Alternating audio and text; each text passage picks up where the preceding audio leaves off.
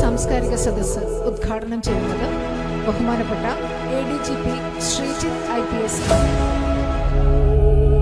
കാക്കിക്കുപ്പായത്തിനുള്ളിലെ കാരിരുമ്പിന്റെ കരുത്ത്, നിയമത്തിന്റെ വഴികളിൽ വിട്ടുവീഴ്ചയില്ലാത്ത പോരാളി, കുറ്റാന്വേഷണത്തിന്റെ പുതിയ വഴികൾ വെട്ടിത്തുറന്ന ഉദ്യോഗസ്ഥൻ, ക്രൈംബ്രാഞ്ച് IG ആയും ട്രാൻസ്പോർട്ട് കമ്മീഷണറായും കേരളം കണ്ട മികച്ച IPS ഉദ്യോഗസ്ഥരിൽ ഒരാൾ. എന്നാൽ ഈ കഴിഞ്ഞ മണ്ഡലകാലത്ത് അയ്യപ്പ ഭക്തർക്ക് അദ്ദേഹം വെറും ഒരു പോലീസ് ഉദ്യോഗസ്ഥൻ മാത്രമായിരുന്നില്ല. തിരക്കിൽ ശ്വാസം മുട്ടിയ ശബരിമല സന്നിധാനത്ത് ലക്ഷക്കണക്കിന് ഭക്തർക്ക് സുരക്ഷയുടെയും കരുതലിന്റെയും കവചം തീർത്ത ശബരിമല ചീഫ് പോലീസ് കോർഡിനേറ്റർ.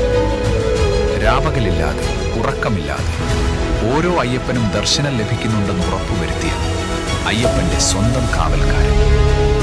യൂണിഫോമിനപ്പുറം അറിവിന്റെയും ആധ്യാത്മികതയുടെയും ലോകത്ത് സഞ്ചരിക്കുന്ന വ്യക്തിത്വം. വാക്കുകൾ കൊണ്ട് ചിന്തിപ്പിക്കുകയും അനുഭവങ്ങൾ കൊണ്ട് വിസ്മയിപ്പിക്കുകയും ചെയ്യുന്ന പ്രഭാഷകൻ. ഇന്ന് ഈ പുണ്യഭൂമിയിൽ ഭക്തിയുടെയും അറിവിന്റെയും വിശേഷങ്ങൾ പങ്കുവയ്ക്കാൻ അദ്ദേഹം എത്തുകയാണ്. ഓർക്കാട്ടേരി ശ്രീ ശിവഭഗവതി ക്ഷേത്ര താലപ്പൊലി മഹോത്സവത്തിന്റെ സാംസ്കാരിക സമ്മേളനം ഉദ്ഘാടനം ചെയ്യുന്നതിനും ആധ്യാത്മിക പ്രഭാഷണം നടത്തുന്നതിനുമായി സ്വാഗതം ചെയ്യുന്നു കേരള പോലീസിന്റെ അഭിമാനം ADGP ശ്രീജിത്ത് IPS.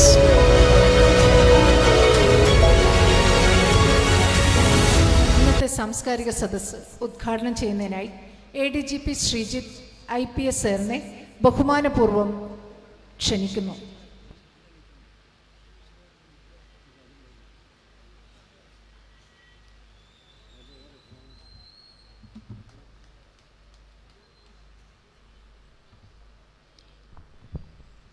ബഹുമാനപ്പെട്ട അധ്യക്ഷൻ ശ്രീ പ്രഭാകരൻ നമ്പ്യാർ അവർകളെ, മുഖ്യാതിഥി തന്ത്രിവര്യനായ ശ്രീ വാസുദേവൻ നമ്പൂതിരി അവർകളെ, മറ്റ് വേദിയിലെ വിശിഷ്ട വ്യക്തികളെ, എൻ്റെ പ്രിയപ്പെട്ട ഓർക്കാട്ടേരി നിവാസികളെ, ഞാൻ ആദ്യമായിട്ടല്ല ഓർക്കാട്ടേരിയിൽ വരുന്നത്. സാധ്യമായിട്ടാണ് ഒരു ആധ്യാത്മിക പ്രഭാഷണം നടത്താൻ വരുന്നത്. അതിന് നിങ്ങൾ തിരഞ്ഞെടുത്തൊരു പോലീസ് ഉദ്യോഗസ്ഥനെയാണ് എന്നുള്ളത് വളരെ ഹർഷോന്മാദത്തോടു കൂടി ഞാൻ കേരള പോലീസ് സേനയ്ക്ക് വേണ്ടി നന്ദി പറഞ്ഞുകൊണ്ട് നിൽക്കുകയാണ്. സാധാരണ പോലീസുകാരെ ആരും ആധ്യാത്മിക പ്രഭാഷണത്തിനൊന്നും വിളിക്കാറില്ല. എല്ലാം കഴിഞ്ഞ് എന്തെങ്കിലും പ്രശ്നം ഉണ്ടാകുമ്പോൾ അത് തീർക്കാൻ വേണ്ടിയാണ് സാധാരണ ഞങ്ങൾ പോലീസുകാർ പോകാറുള്ളത്. അപ്പം അതിൽ ഇത്തരത്തിലുള്ളൊരു പ്രഭാഷണം നടത്താൻ യോഗ്യൻ ഒരു പോലീസ് ഉദ്യോഗസ്ഥൻ തന്നെയാണെന്ന് കരുതാനിട വന്ന നിങ്ങളുടെ വലിയ മനസ്സിന് ആദ്യമായിട്ട് എൻ്റെ സന്തോഷം രേഖപ്പെടുത്തുകയാണ്. രണ്ടാമത് എനിക്ക് അറിയാനുള്ളത്, ഇത് ശിവഭഗവതി ക്ഷേത്രം എന്നാണ് പറഞ്ഞത്. ശിവക്ഷേത്രമാണോ ഭഗവതി ക്ഷേത്രമാണെന്ന് ആരെങ്കിലും ഒന്ന് പറഞ്ഞു തന്നാൽ വലിയ ഉപകാരമായിരുന്നു. എന്താ ഞാൻ ഈ പറഞ്ഞതിൻ്റെ പ്രസക്തി നിങ്ങൾക്ക് മനസ്സിലാകുമെന്ന് എനിക്കറിയില്ല. ഞാൻ തന്ത്രി അദ്ദേഹത്തോട് ചോദിക്കുകയായിരുന്നു, വേറെ എവിടെയെങ്കിലും ഉണ്ടോ ശിവഭഗവതി ക്ഷേത്രം? അപ്പം ഈ ക്ഷേത്രത്തിൻ്റെ മഹാത്മ്യം എന്താണെന്ന് നിങ്ങൾക്ക് എത്ര പേർക്ക് ആഴത്തിലറിയാമെന്ന് എനിക്കറിയാത്തതുകൊണ്ടാണ് ഞാൻ ഇങ്ങനെ ഒരു ചോദ്യം ചോദിച്ചത്. ശിവഭഗവതി ക്ഷേത്രം എൻ്റെ അറിവിൽ കേരളക്കരയിൽ എവിടെയും വേറെ ഇല്ല. അപ്പം അതിൻ്റെ പ്രസക്തി എന്താണെന്ന് ചോദിച്ചാൽ അതിലേക്ക് ഞാൻ വരാം. അതിനു മുമ്പ് ഇതര മതസ്ഥരുടെ സാന്നിധ്യം ഇത്രയും ഭൂഷണമായിട്ട് കൊണ്ടു നടക്കുന്ന വേറൊരു ക്ഷേത്രാങ്കണവും ഞാൻ കണ്ടിട്ടില്ല. കേരളത്തിൻ്റെ മതേതരത്വ സമ്പ്രദായങ്ങളുടെ എല്ലാം തന്നെ ഈറ്റില്ലമായി ഓർക്കാട്ടേരി മാറുന്നതിൻ്റെ മാറിയതെന്ന് ഞാൻ വിശ്വസിക്കുന്നു. ഞാൻ അറിഞ്ഞത് ഇപ്പോഴാണെന്നുള്ളതാണ് അതിൻ്റെ സത്യം. ഇത് മുമ്പേ ഇങ്ങനെയായിരുന്നു എന്നുള്ളത് എനിക്കറിയാം. ഇവിടുത്തെ ദേവനും ദേവിയും അനുഗ്രഹിക്കാൻ ആദ്യം തീരുമാനിച്ച പാത്തുമ്മയാണ്, അല്ലാതെ എന്നെയായിരുന്നില്ല. അവർ ഓർക്കാതെ കിട്ടിയ നാടിനെ നമ്മൾ പിന്നീട് ഓർക്കാട്ടേരി എന്ന് വിളിക്കുകയും ചെയ്തു. ആ സ്ഥലം അങ്ങനെ ഓർക്കാതെ കിട്ടിയതാണ് അത്ര. അപ്പം അങ്ങനെ ഒരുപാട് മഹാത്മ്യങ്ങൾ ചരിത്രപരമായിട്ടുള്ള ഒരു ക്ഷേത്രാങ്കണത്തിൽ വന്ന് നിന്ന് ഇങ്ങനെ സംസാരിക്കാനുള്ള അവസരം കിട്ടിയത് എൻ്റെ വലിയൊരു ഭാഗ്യമാണ്. നാളെ ആ കാഴ്ച കൊണ്ട് വരും എന്ന് പറഞ്ഞു. ഇന്നലെ വന്നു എന്നാണ് പറഞ്ഞത്. ഇന്നലെ വന്നു. അപ്പം ഇവിടെയുള്ള എല്ലാ മതസ്ഥരുടെയും എല്ലാ ജാതി മതസ്ഥരുടെയും ഒരുപോലെ കാണുന്ന ഒരു സങ്കല്പം. ഞാനിപ്പോൾ അതുപോലെ കാണുന്ന വേറൊരു സ്ഥലത്ത് നിന്നാണ് ഇപ്പം ഇങ്ങോട്ട് വരുന്നത്. കഴിഞ്ഞ 20-ാം തീയതി വരെ ഞാൻ ശബരിമലയിലായിരുന്നു. ശബരിമലയ്ക്ക് അങ്ങനെ ഒരു പ്രസക്തിയുണ്ട്, ഒരു പ്രാധാന്യമുണ്ട്. അവിടെ ആർക്കും പോകാം, ഒരു തരത്തിലും ഉച്ചനീചത്വങ്ങളും ഇല്ല. പോലീസുകാരവർ ADGP എന്നല്ല വിളിക്കുന്നത്, ADGP അയ്യപ്പൻ, ADGP സ്വാമി, പോലീസ് അയ്യപ്പൻ. അങ്ങനെ ഒരുപാട് പ്രത്യേകതകളുള്ള ഒരു സ്ഥലത്തു നിന്നാണ് ഞാൻ വരുന്നത്. ഒരു ക്ഷേത്രത്തിൽ ചെല്ലുമ്പോൾ ആ ക്ഷേത്രത്തിലെ ദേവന്റെ പേരിൽ ചെല്ലുന്ന ഭക്തരെല്ലാം അറിയപ്പെടുന്ന ഒരേ ഒരു സ്ഥലമാണ് ശബരിമല. എല്ലാവരും അയ്യപ്പൻ. ഇപ്പം ഞാനിപ്പം ഇന്ന് ഉച്ചയ്ക്ക് ഞാൻ ഗുരുവായൂർ ക്ഷേത്രത്തിൽ തൊഴുതിരുന്നു. അവിടെ ചെല്ലുമ്പോൾ ആരും എന്നെ കൃഷ്ണ എന്ന് വിളിക്കാറില്ല. അവിടെ എൻ്റെ പേര് തന്നെ വിളിക്കുന്നത്, ശ്രീ സാർ വന്നു എന്നാണ് അവിടുത്തെ പോലീസുകാരൻ പറഞ്ഞത്. പക്ഷെ ശബരിമല ചെല്ലുമ്പം പറയുന്നത് അങ്ങനെയല്ല, ശ്രീ സ്വാമി വന്നു. ഇപ്പം ഞങ്ങൾ പരസ്പരം എന്താ പറയുക, കൂട്ടുകാരായിട്ടുള്ള ഉദ്യോഗസ്ഥർ പരസ്പരം സംസാരിക്കുന്നത്. ഇപ്പം വിജയൻ, നിങ്ങൾക്കറിയാം, ADGP വിജയൻ എൻ്റെ വളരെ അടുത്ത സുഹൃത്താണ്, ADGP ഇൻ്റലിജൻസ് ആണ്. വളരെ കർക്കശത്തോടുകൂടിയാണ് എന്നെയൊക്കെ നിയന്ത്രിക്കുന്ന പല കാര്യത്തിൽ. കാരണം വെച്ചാൽ ഞാൻ എപ്പോഴെങ്കിലും വന്ന് ഒരു ദിവസം ശബരിമലയിൽ നിന്ന് ഇറങ്ങി ഒരു ദിവസം ഒരു മാംസകഷ്ണം കഴിക്കുന്നത് കണ്ടുപിടിച്ചു ആര്? വിജയൻ സ്വാമി. എന്നോട് പറഞ്ഞു, സ്വാമി ഇതൊന്നും അത്ര ശരിയല്ല കേട്ടോ. അപ്പം എന്നെ ശ്രീ സാറേ നല്ല അദ്ദേഹം വിളിക്കുന്നത്. സ്വാമി ഒന്നും ശരിയല്ല. ഞാൻ പറഞ്ഞു, സ്വാമി ക്ഷമിക്കണം എന്ന് പറയുന്ന ഒരു മാനസികാവസ്ഥയിൽ എല്ലാവരും സ്വാമികൾ. ഞാൻ എന്തിനാണ് ഇവിടെ പറഞ്ഞതെന്ന് വെച്ച് കഴിഞ്ഞാൽ, ഇവിടെയുള്ള പ്രത്യേകത ഞാൻ നേരത്തെ ചോദിച്ചു, ഇത് ശിവക്ഷേത്രമാണോ ഭഗവതി ക്ഷേത്രമാണോ? എന്താ അതിൻ്റെ കാരണം? അങ്ങനെ ചോദിക്കുന്നതിൻ്റെ പ്രസക്തി എന്താണ്?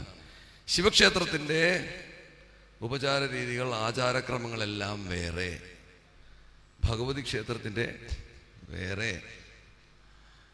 അപ്പം ഇതെങ്ങനെയാ രണ്ടും കൂടെ ചേർന്ന് ശിവഭഗവതി ക്ഷേത്രം എന്ന് പറയാനുണ്ടായതിൻ്റെ കാരണം എന്താണ്?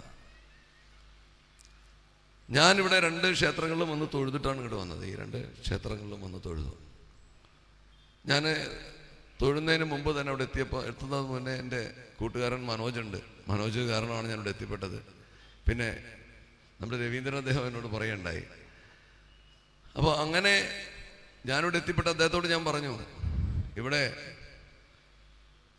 പ്രത്യേകതകളുള്ള വളരെ ചിരപുരാതനമായ സങ്കല്പങ്ങൾ ഇവിടെയുണ്ട്. അവിടെ എല്ലാ താന്ത്രികമായ സങ്കല്പങ്ങളുടെയും അടിസ്ഥാനം എന്ന് നമ്മൾ ആദ്യം പഠിക്കുന്നത് ശിവശക്തി ഐക്യാനുസന്ധാനം എന്ന് പറയും. സൗന്ദര്യലഹരിയിലെ ആദ്യത്തെ ശ്ലോകം അതിനെക്കുറിച്ചാണ്. ശിവശക്തിയുക്തോ യതി ഭവതി ശക്ത പ്രഭവിതും നചേദേവം ദേവോ ന ഖല കുശല സ്പന്ദിതമപി എന്ന് പറഞ്ഞാൽ എന്താ? സംസ്കൃതം പറഞ്ഞ് ബുദ്ധിമുട്ടിച്ചതല്ല, ഏറ്റവും പ്രസക്തമായ പ്രമാണം പറയണല്ലോ എന്ന് പറഞ്ഞാണ്. ശിവൻ ശക്തിയുമായി യുക്തമായി ഇരിക്കുന്നെങ്കിൽ മാത്രമേ യതി ഭവതി ശക്ത പ്രഭവിതും നചേദേവം ദേവോ ന ഖല കുശല സ്പന്ദിതം, സ്പന്ദിക്കാൻ പോലും ശക്തിയുമായി യുക്തമായി ഇരിക്കാത്ത ഒരു ദേവന് സാധിക്കില്ല എന്ന് പറഞ്ഞാൽ, എല്ലാ ദേവന്മാരുടെയും എല്ലാ ദേവതാ സങ്കല്പങ്ങളുടെയും ഊർജം എന്ന് പറയുന്നത് സ്ത്രൈണഭാവത്തിലുള്ള ശക്തിയാണ്, അഥവാ ഭഗവതിയാണ്. അങ്ങനെയുള്ള ഭഗവതിയെ കൂടെ പ്രതിഷ്ഠിച്ച് ആ പേരിൽ അറിയപ്പെടുന്നൊരു ക്ഷേത്രം കേരളക്കരയിലാകെ ഇത് മാത്രമേ ഉണ്ടാവുള്ളൂ എന്നുള്ളത് ഞാൻ ഉച്ചൈസ്തരം ഉദ്ഘോഷിക്കുകയാണ്. അതിൽ ഓർക്കാട്ടേരിക്കാർക്ക് മുഴുവൻ അഭിമാനിക്കാം. പക്ഷെ ഇത് അഭിമാനിച്ചതുകൊണ്ട് തീരുന്നില്ല ഇവിടെ കാര്യം. നിങ്ങൾ ഈ സന്ദേശം കേരളക്കര ഒട്ടാകെ എത്തിക്കണം. ഇപ്പം ഇവിടെ എത്രയോ കാലം ജോലി ചെയ്തിട്ടുള്ള ഒരാളാണ് ഞാൻ. ഇവിടെ ഞാൻ വടകര ASP ആയിട്ടാണ് ഞാൻ എൻ്റെ ജീവിതം തുടങ്ങുന്നത്. പക്ഷെ ഞാൻ എന്തുകൊണ്ട് ഓർക്കാട്ടേരി ഞാൻ വന്നിട്ടുള്ളതെല്ലാം മറ്റ് പല കാരണങ്ങൾക്ക് വേണ്ടിയാണ്. അതെല്ലാം ഇവിടെ ഞാൻ സവിസ്തരം പറയുന്നില്ല. എല്ലാം തന്നെ പോലീസിന്റെ ജോലിയുമായി ബന്ധപ്പെട്ട കാര്യങ്ങളായിരുന്നു. പക്ഷെ ഇങ്ങനെയുള്ളൊരു സാംസ്കാരിക പൈതൃകം ഒളിഞ്ഞു കിടക്കുക എന്ന് പറയാൻ പറ്റില്ല. നിങ്ങൾക്ക് എല്ലാവർക്കും അറിയാം, ഇവിടെയുള്ള എല്ലാവർക്കും, ഈ നാട്ടുകാർക്ക് എല്ലാവർക്കും ജാതിമത ഭേദമന്യേ ഈ ക്ഷേത്രത്തോടുള്ള ബഹുമാനവും ആ ക്ഷേത്രത്തോടുള്ള വിലയും എന്താണെന്നുള്ളത് ഞാൻ തിരിച്ചറിഞ്ഞു കഴിഞ്ഞു. ഇവിടെ വന്നപ്പോൾ സംസാരിച്ചപ്പോൾ തന്നെ മനസ്സിലായി. അപ്പൊ അങ്ങനെയുള്ള ഈ ക്ഷേത്രത്തിന്റെ പുകൾപെറ്റ ഈ ഓർക്കാട്ടേരി പ്രദേശം, ഇവിടെ മാത്രമായിട്ട് ഇതിന്റെ വൈഭവം ഒതുങ്ങി നിൽക്കാൻ പാടില്ല. ഇതിനിയും നല്ല രീതിയിൽ ഇവിടെ നടക്കുന്ന ചടങ്ങുകളെ കുറിച്ച് സവിസ്തരം പ്രതിപാദിക്കുന്ന വീഡിയോകളൊക്കെ ഇറക്കണം എന്നുള്ളതാണ് എൻ്റെ ഒരു അഭിപ്രായം. അതിനി പ്രചാരം നേടണം, മറ്റു പ്രദേശങ്ങളിലേക്ക് എത്തണം. ആൾക്കാർ ഇനിയും ഇവിടേക്ക് വന്ന് ഇവിടുത്തെ മതേതരത്വത്തിൻ്റെയും ഈ ശിവഭഗവതി സങ്കല്പങ്ങൾ ഒന്നിച്ചു നിൽക്കുന്നതിൻ്റെ പ്രാധാന്യത്തെയും കുറിച്ച് ലോകം മുഴുവൻ മനസ്സിലാക്കുമാറ് ഈ ക്ഷേത്രം പടർന്ന് പന്തലിക്കാനായിട്ട് നിങ്ങൾ ഓരോരുത്തരുടെയും പ്രയത്നമുണ്ടാകണം എന്ന് പറഞ്ഞുകൊണ്ട് ഞാൻ ആമുഖമായി തുടങ്ങിക്കൊള്ളട്ടെ. എൻ്റെ ഉദ്ഘാടന പ്രസംഗത്തിന് എത്രയാണ് അധ്യക്ഷൻ സമയം അനുവദിച്ചിരിക്കുന്നത് എനിക്കറിയില്ല. എത്ര നേരം പ്രസംഗിക്കണം? ഞാൻ എത്ര നേരം? അപ്പം ഞാൻ ചോദിക്കുകയായിരുന്നു എത്ര നേരം സംസാരിക്കണം. ഞാൻ എൻ്റെ ക്ഷണിതാക്കളോട് ഞാൻ ചോദിക്കണ്ടായി ഞാൻ എന്താണ് സംസാരിക്കേണ്ടത്. അപ്പം എന്നോട് പറഞ്ഞു ആത്മീയ പ്രഭാഷണം ആയിക്കോട്ടെ. മനോജ് എന്നോട് പറഞ്ഞു അങ്ങനെ ആത്മീയ പ്രഭാഷണം. അപ്പം എന്താണ് ഈ ആത്മീയ പ്രഭാഷണം? എന്താണ് ആത്മീയ പ്രഭാഷണത്തിൻ്റെ പ്രസക്തി? എന്തിനാണ് ആത്മീയ പ്രഭാഷണം നടത്തുന്നത്? നമ്മുടെ പലരുടെയും വലിയൊരു തെറ്റിദ്ധാരണ എന്താണെന്ന് വെച്ച് കഴിഞ്ഞാൽ ആത്മീയമായ കാര്യങ്ങളെല്ലാം നമ്മുടെ സാമൂഹ്യ ജീവിതത്തിൽ നിന്ന് ഭിന്നമാണ്. ലൗകിക ജീവിതം, ആധ്യാത്മിക ജീവിതം, ഇത് രണ്ടുണ്ടെന്നാണ് നമ്മുടെ ധാരണ. എന്താ ഞാൻ നിങ്ങളോട് പറയുന്നു അങ്ങനെയില്ല. കാരണം എനിക്കിപ്പം വളരെ ധൈര്യമായിട്ട് നിങ്ങളോട് പറയാം. കാരണം എന്താ വെച്ചാൽ നിങ്ങളെല്ലാവരും നോക്കിക്കാണുമ്പോൾ ലൗകികതയുടെ പരമോന്നതിയിൽ നിൽക്കുന്ന ഒരു സ്ഥാനത്ത് നിന്നിട്ടാണ് ഞാനിത് പറയുന്നത്. ഞാനിപ്പോൾ ഈ നാട്ടിലൊരു ADGP ആണ്. വളരെ എന്താ പറയുക, ഇന്നിവിടെ എന്തോ ഒരു ഗീതാ പ്രഭാഷണം എന്തോ ഉണ്ടെന്ന് പറഞ്ഞു ഞാൻ നോട്ടീസ് കണ്ടു. അങ്ങനെ രാവിലെ ഉണ്ടായിരുന്നു. അപ്പോൾ ഭഗവത്ഗീത എന്താണ് എന്നുള്ളത് മനസ്സിലാക്കി കഴിഞ്ഞാൽ നമുക്ക് ഈ പറഞ്ഞ ഒരുപാട് സംശയങ്ങൾ മാറിക്കിട്ടും. പക്ഷെ അത് മനസ്സിലാക്കാമെന്ന് പറഞ്ഞാൽ അത്ര എളുപ്പമുള്ള സംഗതിയല്ല. ഞാൻ വീണ്ടും നേരത്തെ ഞാൻ പറഞ്ഞതിലേക്ക് മടങ്ങി ചെല്ലട്ടെ. ഞാൻ ലൗകികമായി പരമോന്നതിയിൽ ലൗകികമായ ഒരാൾക്ക് നേടാൻ പറ്റുന്ന ഏറ്റവും നല്ല സ്ഥാനങ്ങളിൽ ഒന്നിലാണ് ഞാനിപ്പോൾ എത്തി നിൽക്കുന്നത്. ഞാൻ IPS ഉദ്യോഗസ്ഥനാണ്, ADGP ആണ്. ഈ നാട്ടിലിപ്പോൾ ഒരുപാട് സ്ഥലത്ത് പല നിർണായക തീരുമാനങ്ങളും എടുക്കാൻ കഴിവുള്ളൊരു സ്ഥാനത്തിരിക്കുകയാണ്. ഇതാണ് ലൗകികതയുടെ ഔന്നത്യം എന്ന് ഞാൻ പറഞ്ഞത്. ഈ ലൗകികതയുടെ ഔന്നത്യത്തിൽ നിന്നുകൊണ്ട് തന്നെ നമുക്ക് ആധ്യാത്മികതയെക്കുറിച്ച് ചിന്തിക്കാൻ, അല്ലെങ്കിൽ ആധ്യാത്മികത എന്നുള്ള വാക്ക് ഇനി തിരുത്തേണ്ടി വരും, ആത്മീയതയെക്കുറിച്ച് ചിന്തിക്കാൻ നമുക്ക് സാധിക്കുമോ? അങ്ങനെ ഒരു ജീവിത പന്ഥാവ് തിരഞ്ഞെടുക്കാൻ പറ്റുമോ? അങ്ങനെ നമുക്ക് ജീവിക്കാനായിട്ട് എന്ത് വേണം എന്നുള്ളതിനെ കുറിച്ച് കുറച്ച് കാര്യങ്ങൾ പറഞ്ഞിട്ട് ഞാൻ എൻ്റെ ഉദ്ഘാടന പ്രസംഗം അവസാനിപ്പിക്കാൻ ഉദ്ദേശിക്കുകയാണ്. അതിൽ ഏറ്റവും പ്രധാനപ്പെട്ട കാര്യം ആദ്യം മനസ്സിലാക്കേണ്ടത് ആത്മീയതയും ലൗകികതയും ഭിന്നമാണെന്നുള്ള ചിന്ത വെടിയുക. അങ്ങനെയല്ല. അതിൻ്റെ കാരണം എന്താണെന്ന് വെച്ച് കഴിഞ്ഞാൽ മനുഷ്യൻ്റെ ഏറ്റവും വലിയ വിഡ്ഢിത്തം എന്താണെന്നറിയാം. ശ്രീരാമകൃഷ്ണ പരമഹംസർ പണ്ട് പറഞ്ഞിട്ട് രണ്ട് സമയത്ത് ദൈവം ചിരിക്കും അത്രേ. ദൈവം ചിരിക്കുന്ന രണ്ട് സമയം. ഒന്ന്, മരണമുറപ്പായിരിക്കുന്ന ഒരു വ്യക്തി ഇപ്പം മരിക്കുന്നത് നമുക്ക് ആർക്കും അറിയില്ല. ഈ നിൽക്കുന്ന ഞാനെപ്പം മരിക്കുന്നത് എനിക്ക് പറയാൻ പറ്റില്ല, നിങ്ങൾക്ക് പറയാൻ പറ്റില്ല, ആർക്കും പറയാൻ പറ്റില്ല. നിരന്തരം നമ്മളെ കാത്തു നിൽക്കുന്ന ഒരു സാധനമാണ് മരണം. മരണത്തിന്റെ സമയം ഉറപ്പായിരിക്കുന്ന ഒരു വ്യക്തി, ആ വ്യക്തിയോട് ഒരു വൈദ്യൻ പറയുകയാണ്, അല്ലെങ്കിൽ ഡോക്ടർ പറയുകയാണ് നിന്നെ ഞാൻ രക്ഷിച്ചോളാം എന്ന് പറയുമ്പോൾ ഭഗവാൻ ചിരിക്കുന്നതാണ്. ഈശ്വരൻ ചിരിക്കുക അത്രേ. കാരണം ഇവന്റെ ജീവൻ എടുക്കാൻ ഞാൻ തീരുമാനിച്ചു, പിന്നെ ഇവൻ എന്ത് മണ്ടത്തരാണ് ഈ പറയുന്നതാണ് ഈ ചോദ്യത്തിന് ആ ചിരിയുടെ അർത്ഥം. അടുത്തത്, ഒരു സർവേക്കല്ല് നടുക്ക് വെച്ചിട്ട് സഹോദരന്മാർ തമ്മിൽ കലഹിക്കാന്ന് വെച്ചോ. നമ്മുടെ നാട്ടിൽ സ്ഥിരം കാണുന്നൊരു പരിപാടിയാണ്. ഇതെന്റെ, അത് നിന്റെ. അപ്പോഴും ദൈവം ചിരിക്കും അത്ര. കാരണം ഈ പ്രപഞ്ചം മുഴുവൻ എൻ്റെ, പിന്നെ ഈ മണ്ടന്മാരെന്താ ഈ പറയുന്നത്? അപ്പൊ ഇങ്ങനെ നമ്മളുടെ സ്വന്തം എന്നുള്ള ചിന്ത വെടിഞ്ഞുകൊണ്ട് നമുക്ക് എന്തൊക്കെ കാര്യങ്ങൾ ജീവിതത്തിൽ അനുവർത്തിക്കാൻ പറ്റുമോ അതിനനുസരിച്ച് നമ്മുടെ ആത്മീയത വർദ്ധിക്കുന്നതാണ്. അപ്പൊ ഈ ആത്മീയത എന്ന് പറഞ്ഞാൽ എന്താണെന്ന് ആദ്യം ആലോചിക്കാം. മനുഷ്യന് നിരന്തരം ദിവസവും നമ്മൾ മരണം കണ്ടുകൊണ്ടിരിക്കുക. മരിച്ചു കഴിഞ്ഞ് നമുക്കൊരു അസ്തിത്വം ഉണ്ടെന്ന് കരുതുക. കാരണം അതിന് തെളിവുണ്ട് കേട്ടോ.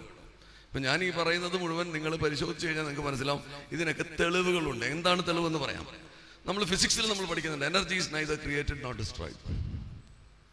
ഊർജം ഒരിക്കലും ഹനിക്കപ്പെടുന്നില്ല, ഉണ്ടാക്കാനും സാധിക്കില്ല. അത് എപ്പോഴും ഇവിടെ ഉള്ളത് തന്നെയാണ്. ആ ഉള്ളതിന്റെ ജ്വലനങ്ങൾ മാത്രം നിങ്ങൾ പല രീതിയിൽ കാണാം. ഇപ്പൊ ഞാൻ പ്രസംഗിച്ചുകൊണ്ടിരിക്കുമ്പോൾ എന്റെ ഊർജ്ജം അങ്ങനെ പ്രവഹിക്കുകയാണ് ഇവിടെ. ഞാൻ സംസാരിച്ചുകൊണ്ടിരിക്കുമ്പോൾ ഊർജ്ജം വേണം എനിക്ക്.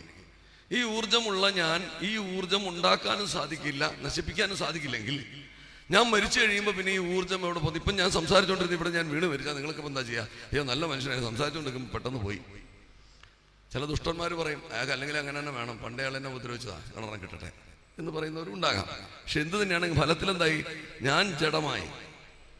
പക്ഷെ ഞാൻ ജഡമായാൽ ഈ ഊർജ്ജം ഫിസിക്സിൽ പറയുന്ന അനുസരിച്ചാണെങ്കിൽ it can neither be created not destroyed. അത് ഉണ്ടാക്കാനോ സൃഷ്ടിക്കാനോ ഇല്ലാതാക്കാനോ സാധിക്കില്ല. എന്ന് പറഞ്ഞാൽ ഈ ഊർജം എവിടെ പോയി എന്നുള്ളതാണ് ചോദ്യം. നമ്മുടെ ശാസ്ത്രങ്ങളിൽ പറയുന്നു, ഇത് സത്യമോ കള്ളമോ എന്ന് പരീക്ഷിച്ചറിയാനേ പറ്റുള്ളൂ. നമ്മുടെ ശാസ്ത്രങ്ങളിൽ പറയുന്നു ഈ ഊർജം എന്ന അസ്തിത്വം എന്ന് പറഞ്ഞ ഊർജം എവിടെയുണ്ട്. അങ്ങനെയാണെന്നൊന്ന് സങ്കല്പിക്കുക. അങ്ങനെ സങ്കല്പിച്ചു കഴിഞ്ഞാലുള്ള പ്രത്യേകത എന്താ? ഞാനിവിടെ ജഡമായി, എൻ്റെ ശരീരം നിർജീവമാണ്, എനിക്ക് പിന്നെ സംസാരിക്കാൻ പറ്റില്ല, എഴുന്നേറ്റ് നടക്കാൻ പറ്റില്ല, ഒന്നുമില്ല. നിങ്ങളെല്ലാവരും കൊണ്ടുവന്ന് ചിലപ്പം ഇപ്പം സ്ഥിരം നാട്ടിൽ നടക്കുന്ന ഒരു പരിപാടി ഉണ്ട്. ഇപ്പം എല്ലാവരെയും CPR പഠിപ്പിച്ചു. ഞങ്ങൾ ശബരിമലയിലൊക്കെ എല്ലാവരെയും CPR കൊടുക്കാൻ പഠിപ്പിച്ചു. ആരെങ്കിലും ഒന്ന് വീഴാൻ കാത്തിരിക്കുകയാണ് CPR കൊടുക്കാൻ. അപ്പോൾ നിങ്ങളെല്ലാവരും എനിക്ക് CPR തരും. CPRൻ്റെ ഒരു ചെറിയ തമാശ കൊണ്ട് പറഞ്ഞോട്ടെ. ഞങ്ങളുടെ ഒരു DYSPക്ക് ഹൃദയസ്തംഭനം വന്നു ഒരു 3-4 വർഷം മുമ്പ്. മകരവിളക്ക് ദിവസമാണ്. 4 പോലീസുകാർ സ്ട്രെച്ചറിൽ എടുത്തുകൊണ്ട് അദ്ദേഹത്തെ ഓടുകയാണ്. ഞാനതിന് മുമ്പിൽ വിസിലടിച്ചുകൊണ്ട് ആൾക്കാരെ മാറ്റിക്കൊണ്ട് ഞാനും ഓടുന്നത്. അതിന് IG ആണ്. അവിടെ കൊണ്ടുവന്നു ഇദ്ദേഹത്തിന് CPR കൊടുക്കുന്നു, റിവൈവ് ചെയ്യാൻ നോക്കുന്നു. അപ്പോൾ ഓടിക്കൊണ്ടുവന്ന ഒരു പോലീസുകാരൻ പെട്ടെന്ന് ബോധം പറഞ്ഞ് വീഴുക. ഉടനെ എല്ലാവരും പറഞ്ഞു അയാൾക്കും CPR കൊടുക്കാൻ. കുഴഞ്ഞു വീഴണം, ബോധം പറഞ്ഞിട്ടില്ല, കുഴഞ്ഞു വീഴുന്നു. ഉടനെ എല്ലാവരും അയാൾക്ക് CPR കൊടുക്കാൻ പറഞ്ഞു. പാവപ്പെട്ടവൻ പറഞ്ഞു എനിക്ക് ഷുഗർ കുറഞ്ഞ ഒരു മുട്ടായി തന്നാൽ മതി എന്ന് പറഞ്ഞതിൻ്റെ അർത്ഥം എന്താ? നമ്മൾ പഠിക്കുന്ന എല്ലാ വിദ്യയും നമ്മൾ പരീക്ഷിച്ചു നോക്കും. ആര് വീണാലും നെഞ്ചിടിച്ച് കലക്കുകയാണ്. പാർന്നത് കലക്കണ്ട എന്നുള്ള തീരുമാനിക്കാനുള്ള ഒരു ആർജവെങ്കിലും കാണണം. ഞാനിപ്പോൾ പറഞ്ഞ സ്വാർത്ഥമായിട്ടാണ്. ഞാനിപ്പോൾ പറഞ്ഞപ്പോൾ ഞാൻ പേടിച്ചു. അഥവാ ഞാൻ വീണ് കഴിഞ്ഞാൽ ചിലപ്പോൾ വെറുതെ കുഴഞ്ഞ് വീണാണെങ്കിൽ നിങ്ങൾ CPR തന്ന് കൊന്നുകളയരുത്. അപ്പം ഞാൻ പറയുന്നത് അഥവാ ഞാൻ മരിക്കുന്ന ഒരു സാഹചര്യം വന്നു കഴിഞ്ഞാൽ എല്ലാവരും കൊണ്ടുവന്ന് CPR തന്നു, ആശുപത്രി കൊണ്ടുപോയി, എല്ലാം കഴിഞ്ഞതിന് ശേഷം ഐ ആം ഡിക്ലെയർഡ് ഡെഡ് എന്ന് പറഞ്ഞു കഴിഞ്ഞാൽ ഈ ഊർജം അസ്തിത്വ രൂപത്തിൽ ഇവിടെ ഉണ്ട് എന്ന് സങ്കല്പിക്കുക. ആ സങ്കല്പ സമയത്ത് ആ ഊർജത്തിന് പ്രയോജനമുള്ള എന്ത് കാര്യമാണ് ഞാൻ ഈ ചെയ്തു കൂട്ടിയതിലോ ഉണ്ടാക്കി വെച്ചതിലോ ഉള്ളത് എന്നുള്ള ആദ്യത്തെ ചോദ്യമാണ് ആത്മീയതയുടെ തുടക്കം. ആരെങ്കിലും ഒരാൾ മരിച്ചു, ഈ മരണം എല്ലാവരെയും കാത്തിരിക്കുന്ന സംഗതിയാണ്. മനുഷ്യന്റെ ഏറ്റവും വലിയ പ്രത്യേകത എന്താണെന്ന് വെച്ച് കഴിഞ്ഞാൽ എല്ലാവരെയും കാത്തിരിക്കുന്ന ഈ മരണത്തെക്കുറിച്ച് ചിന്തിക്കാതെ നമ്മൾ എന്തോ ഒരു വിശ്വാസത്തിലാണ്. എല്ലാ ദിവസവും നമ്മൾ അനന്തകാലത്തേക്ക് ജീവിക്കുന്നുള്ള വിശ്വാസത്തിലാണ് നമ്മളിങ്ങനെ ജീവിച്ചുകൊണ്ടേയിരിക്കുന്നത്. നാളെ വൈകുന്നേരം ആകുമ്പോൾ മരിക്കും എന്ന് നല്ല ബോധ്യമുള്ള ഒരാൾക്ക് ഒരിക്കലും സന്തോഷമായിട്ട് ഇവിടെ വന്നിരിക്കാൻ പറ്റുമെന്ന് എനിക്ക് തോന്നുന്നില്ല. അപ്പൊ നമ്മുടെ ചിന്ത എന്ന് പറഞ്ഞാൽ നമ്മൾ അനന്തകാലത്തേക്ക് ജീവനോടെ ഉണ്ട് എന്നുള്ളതാണ്. അപ്പൊ ഈ വീണ് കിടക്കുന്ന ജഡം കണ്ടുകൊണ്ട് ഞാനാകുന്ന ഊർജം, ഞാനാകുന്ന അസ്തിത്വം ഇവിടെ നിൽക്കുകയാണെങ്കിൽ അന്ന് ആ നിമിഷം എനിക്ക് ഉപകാരപ്പെടുന്ന എന്ത് കാര്യമാണ് എൻ്റെ കയ്യിലുള്ളത് എന്നുള്ളതാണ് ആദ്യത്തെ ആത്മീയ ചിന്ത എന്ന് പറയുന്നത്. ഞാൻ നിങ്ങളോട് ചോദിച്ചോളട്ടെ, IPS കൊണ്ട് പ്രയോജനമുണ്ടോ? മരണശേഷം IPS കൊണ്ട് എന്തെങ്കിലും പ്രയോജനമുണ്ടോ എന്നാണ് ചോദ്യം. മരിച്ച ആത്മാക്കൾക്ക് വേണ്ടി നടക്കുന്ന ഒരു പോലീസ് സർവീസ് എവിടെയെങ്കിലും ഉള്ളതായിട്ട് നമുക്കറിയില്ല. IPS കൊണ്ട് പ്രയോജനമില്ല. ഞാൻ നിരന്തരം നമ്മുടെ എന്താ പറയാ, നമ്മളെ ചെലവുകൾ കൂടുമ്പം വീട്ടുകാരെയൊക്കെ നിയന്ത്രിച്ച് ചെലവ് കുറയ്ക്കണം എന്നൊക്കെ പറഞ്ഞ് ശമ്പളം കിട്ടുന്നതൊക്കെ കൂട്ടി വെച്ച് നടത്തുന്ന സമ്പാദ്യങ്ങളുണ്ട്. ആ സമ്പാദ്യങ്ങളൊക്കെ ഇപ്പൊ കാണുന്ന എൻ്റെ മൊബൈൽ ഫോണിലെ ചില ആപ്പുകളിലൂടെയാണ്. ദിവസവും രാവിലെ ഞാൻ എടുത്തു നോക്കും, എത്ര കൂടിയോ കുറഞ്ഞോ, ഇൻട്രസ്റ്റ് വന്നോ ഇല്ലയോ. ഈ സാധനം കൊണ്ട് എന്തെങ്കിലും പ്രയോജനമുണ്ടോ മരണശേഷം? ഇല്ല. വലിയ പ്രഭാഷകനാണെന്ന് ആരെങ്കിലും പറഞ്ഞു എന്ന് വെച്ചോ, അതുകൊണ്ട് പ്രയോജനമുണ്ടോ? ഇല്ല. ഞാൻ ഇടയ്ക്ക് പാട്ട് പാടാറുണ്ട്, നല്ല ഗായകനാന്ന് പറഞ്ഞിട്ട് വല്ല കാര്യമുണ്ടോ? ഒരു പ്രയോജനവും ഇല്ല. ഈ സന്ദർഭത്തിൽ പ്രയോജനമുണ്ടാകുന്നത് എന്ത് എന്നുള്ള ചിന്തയിൽ നിന്നാണ് നമ്മുടെ ആത്മീയ ചിന്ത ഉരുത്തിരിയുന്നത്. ഞാൻ ആര് എന്നുള്ള ചിന്ത. അപ്പൊ അതിന് ശങ്കരാചാര്യർ പറഞ്ഞൊരു സാധനമുണ്ട്. നമുക്ക് പ്രപഞ്ചത്തിൽ എന്തൊക്കെ സ്വന്തമായിട്ടില്ല എന്ന് നമുക്ക് ബോധ്യം വരുന്നു, അവിടെ നിന്ന് നമ്മൾ ഈശ്വരചിന്ത എന്ന് പറയുന്നത് ആത്മീയ ചിന്ത എന്ന് വായിച്ച് മനസ്സിലാക്കുക. ഈശ്വരചിന്ത എന്ന് പറഞ്ഞ ഈശ്വര എന്നുള്ള വാക്കിന്റെ അർത്ഥം സൃഷ്ടി സ്ഥിതി സംഹാരം എന്നാണ്. ഈശ്വര എന്ന് പറയുന്നത് ഹനിക്കുന്നതാണ്. അതായത് ശിവനാണ് ബീജം, അഗ്നിബീജത്തിന്റെ ആള്, അതായത് ഇല്ലാതാക്കുന്ന ആള് ശിവൻ എന്നാണ് നമ്മുടെ സങ്കല്പം. ഈശ്വര ചിന്ത എന്ന് പറഞ്ഞാൽ സൃഷ്ടി സ്ഥിതി സംഹാരം, നമ്മുടെ ജനനം, നമ്മൾ ജീവിക്കുന്നതും നമ്മുടെ മരണം, ഇതിനെക്കുറിച്ചുള്ള ചിന്തയെക്കുറിച്ചാണ് നമ്മൾ ഈശ്വര ചിന്ത എന്ന് പറയുന്നത്. ഈ ഈശ്വര ചിന്തയ്ക്ക് ആത്മീയ ചിന്ത എന്ന് പറയുന്നത് എന്തുകൊണ്ടാന്ന് വെച്ച് കഴിഞ്ഞാൽ നമ്മുടെ ശരീരത്തിൽ നിന്ന് നമ്മളെ മരണശേഷം നമ്മളെ വേർപെട്ട് പിരിയുന്ന എന്തോ ഒരു സാധനം. അതിന് നമ്മൾ ഊർജ്ജം എന്ന് വിളിച്ചോളൂ, ആത്മാവെന്ന് വിളിച്ചോളൂ, പരമാത്മാവെന്ന് വിളിച്ചോളൂ, ജീവാത്മാവെന്ന് വിളിച്ചോളൂ, എന്ത് വിളിച്ചാലും എന്തോ ഒരു സാധനം പോകുന്നുണ്ട്. അതുവരെ നമ്മൾ പലപ്പോഴും നമ്മൾ അറിഞ്ഞും അറിയാതെയും പറഞ്ഞ ജീവൻ പോയി. ആരും കണ്ടിട്ടില്ല എന്നൊരു ഈ സാധനത്തിന്. ഒരു മനുഷ്യൻ ജീവനെ കണ്ടിട്ടുണ്ടോ? ഇല്ല. പക്ഷെ നമുക്ക് ഉറപ്പാണ് അത് പോയി എന്ന്. നമ്മളത് പോകാതിരിക്കാൻ പരമാവധി അധ്വാനിക്കും. പിടിച്ചു നിർത്താൻ. ആശുപത്രികൾ ഉണ്ടാക്കി വെച്ചിരിക്കുന്ന മുഴുവൻ ഇതിനു വേണ്ടിയാണ്. എന്നിട്ട് ഈ പോയി എന്ന് മനസ്സിലാവുമ്പോൾ നമ്മൾ അതിനെ നിലനിർത്താൻ പറ്റില്ല എന്നുള്ള തിരിച്ചറിവിൽ അന്ന് അവിടെ നിന്നുകൊണ്ട് നമ്മൾ ആലോചിക്കുമ്പോൾ നമ്മൾ ഇത്രയും കാലം ചെയ്ത ഏത് പ്രവൃത്തി കൊണ്ടാണ് നമുക്കപ്പോൾ പ്രയോജനമുള്ളത് നോക്കുമ്പോൾ ഒരു സാധനം പോലും കാണാനില്ല. മാത്രമല്ല ഏറ്റവും കൂടുതൽ ധനം സമാഹരിച്ച് വെച്ചിട്ടുള്ളവരാണ് അത്ര ഏറ്റവും കൂടുതൽ മരണാനന്തരം ദുഃഖിക്കുക. കാരണം എന്താ കാര്യം? ഏറ്റവും കൂടുതൽ പണം സ്വീകരിച്ച് സൂക്ഷിച്ചു വെച്ചിട്ടുള്ള വലിയ ധനാഢ്യന്മാരുണ്ടെന്നിരിക്കട്ടെ, ഇപ്പൊ ബിൽ ഗേറ്റ്സ് ഒക്കെ മരിച്ചാൽ അയാളുടെ സ്ഥിതി വലിയ കഷ്ടത്തിലായിരിക്കും. കാരണം അയാൾ നോക്കുമ്പോൾ കാണുന്ന, അയാൾ ജീവിച്ചിരിക്കുമ്പോൾ നോക്കുമ്പോൾ കാണുന്ന ഈ പ്രപഞ്ചത്തിൽ ഒരുപാട് സാധനങ്ങൾ അയാളുടെ സ്വന്തമാണെന്ന് അയാൾ മനസ്സിലാക്കുകയാണ്. മരണാനന്തരാക്കി തിരിച്ചറിവ് വരികയാണ് ഇതൊന്നും എൻ്റെ അല്ല ഒരു നിമിഷം കൊണ്ട്. അതുകൊണ്ട് അതിന് നമ്മൾ അടിയന്തരം എന്നുള്ള പേര് വിളിക്കുന്നു. അടിയന്തരമാണ്, വളരെ ഗ്രേവാണ് ആ സിറ്റുവേഷൻ, വളരെ രൂക്ഷമാണ്. ഇത് മുൻകൂട്ടി കണ്ട് ജീവിക്കാൻ സാധിക്കുന്നവനെ നമ്മൾ എന്ത് പറയുന്ന അറിയാം? അവനെ നമ്മൾ പറയും ആധ്യാത്മിക ജീവി, അല്ലെങ്കിൽ ആത്മീയമായി ചിന്തിക്കുന്നവൻ എന്ന് പറയും. ഇതിനെന്തൊക്കെ വഴികളുണ്ട് ഈ പ്രപഞ്ചത്തിൽ എന്ന് ചോദിച്ചു കഴിഞ്ഞാൽ അത് നമ്മുടെ ശാസ്ത്രങ്ങളിൽ പറഞ്ഞിട്ടുണ്ട്. അതിലേറ്റവും പ്രധാനപ്പെട്ട, ഞാൻ എല്ലായിടത്തും എല്ലാവരോടും പറഞ്ഞു കൊടുക്കുന്ന ഒരു കാര്യം, നമുക്ക് സ്വന്തമായി ഒന്നുമില്ല എന്നുള്ള ബോധ്യം, മരണാനന്തരം ഒന്നും ഉണ്ടാവുന്നില്ല എന്നുള്ള ബോധ്യം ജീവിച്ചിരിക്കുമ്പോഴേ ഉണ്ടായാൽ ഒരുവിധം മനസ്സമാനായിട്ടൊക്കെ ജീവിച്ച് മരിക്കാം. അതെങ്ങനെ വരും? എൻ്റെതായിട്ടുള്ള കുറേ സാധനങ്ങൾ എനിക്കുണ്ടല്ലോ. ഈ ടീഷർട്ട് എൻ്റെയാണ്, ഈ മൊബൈൽ എൻ്റെയാണ്, ഈ ജോലി എൻ്റെയാണ്, എൻ്റെ വീട്ടിൽ എൻ്റെ കുടുംബം എൻ്റെയാണ്, എൻ്റെ ഭാര്യ എൻ്റെയാണ്, എൻ്റെ മക്കൾ എൻ്റെയാണ്, എൻ്റെ വീട്, എന്തൊക്കെ സാധനങ്ങൾ എൻ്റെ എന്ന് പറഞ്ഞ് നമ്മൾ മനസ്സിൽ കൊണ്ട് നടക്കുന്നുണ്ടെന്ന് പരിശോധിച്ച് നോക്കുക. എന്നിട്ട് മനസ്സിലാക്കുക ഇതൊരു ദിവസം നഷ്ടപ്പെടാൻ പോകുന്ന സാധനമാണെന്ന് തിരിച്ചറിയുക. ഇത് മുൻകൂട്ടി കണ്ടിട്ട് സത്തുക്കൾ, ശങ്കരാചാര്യര് പറഞ്ഞിട്ടുള്ള ഒരു കൗബീന പഞ്ചകം, അതിനകത്ത് വേദാന്തവാക്യേഷു സദാരമന്തോ ഭിക്ഷാന്ന മാത്രേണ ചതുഷ്ടിമന്ത വിശോകമന്ത സതതം രമന്ത കൗബീനവന്ത കലുഭാഗ്യവന്ത എന്നാണ് ശങ്കരാചാര്യർ പറഞ്ഞിരിക്കുന്നത്. എന്താ അതിനർത്ഥം? വേദാന്തവാക്യേഷു സദാരമന്തോ, മനസ്സെപ്പോഴും വേദാന്ത വാക്യങ്ങളിലായിരിക്കണം. എന്താണ് വേദാന്ത വാക്യങ്ങൾ?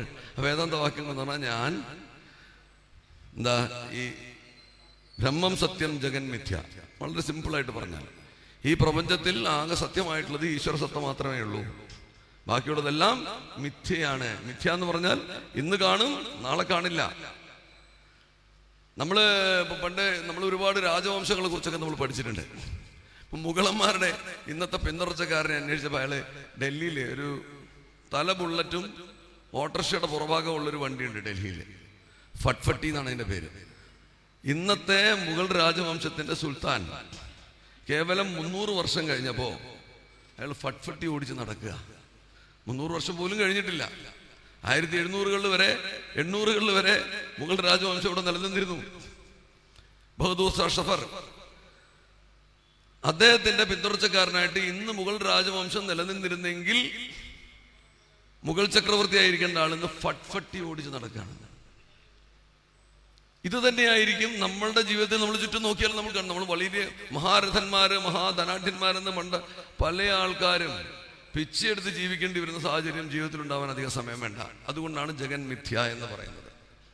ഇപ്പൊ ബ്രഹ്മം സത്യം ജഗൻ മിഥ്യ എന്ന് പറയുന്നത് ഒരു വേദാന്ത വാക്യമായിട്ട് എടുത്താൽ അതിന് സദാ മനസ്സിരമിക്കണം. വേദാന്ത വാക്യേഷു സദാരമന്തോ, എപ്പോഴും അതിൽ മനസ്സിരമിച്ചുകൊണ്ടിരിക്കണം. ഭിക്ഷാന്ന മാത്രേണ ചതുഷ്ടിമന്ത. ഭിക്ഷാന്ന മാത്രം എന്ന് പറഞ്ഞാൽ നിങ്ങൾ ചിലപ്പോൾ എന്നോട് എതിർക്കും. ഭിക്ഷാന്നം എന്ന് പറഞ്ഞാൽ ഭിക്ഷ വാങ്ങി കഴിക്കുന്ന ഭക്ഷണം. അതിലെപ്പോഴും മനസ്സ് 4 തരത്തിലുള്ള സന്തോഷങ്ങൾ, നമ്മുടെ ശാസ്ത്രത്തിൽ പറഞ്ഞിരിക്കുന്ന 4 തരത്തിലുള്ള സന്തോഷങ്ങളാണ്. ധർമ്മ അർത്ഥ കാമ മോക്ഷങ്ങൾ. ധർമ്മം, പണം, കാമം, മോക്ഷം.